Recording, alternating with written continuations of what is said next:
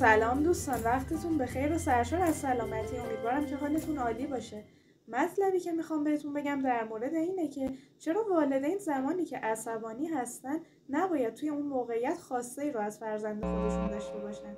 اگر والدینی تحت هر شرایطی که عصبانی بودن توی اون لحظه با حالت عصبانی و داد و فریاد از فرزند خودشون بخوان که مثلا لباسهاش رو مرتب کنه، فرزند وقتی این حالت والدین خودش رو میبینه درون خودش احساس گناه میکنه و احساس میکنه که برای والدینش کافی نیست، چون مدام احساس خودخوری در اون به وجود میاد و والدین در شرایط مناسب حتما باید به اون بگن که عزیزم اگر امروز با حالت عصبانی سرت داد زدم معذرت میخوام، من از دست تو عصبانی نبودم، از چیز دیگه ای ناراحت بودم که ناخواسته توی اون لحظه با تو بد حرف زدم. اینجوری کودک احساس آرامش میکنه وگرنه به مرور زمان از لحاظ عاطفی از والدین خودش فاصله میگیره. خیلی خوشحال میشم اگر نکاتی که گفتم براتون مفید و کاربردی بود. لایک و سابسکرایب هم یادتون نره.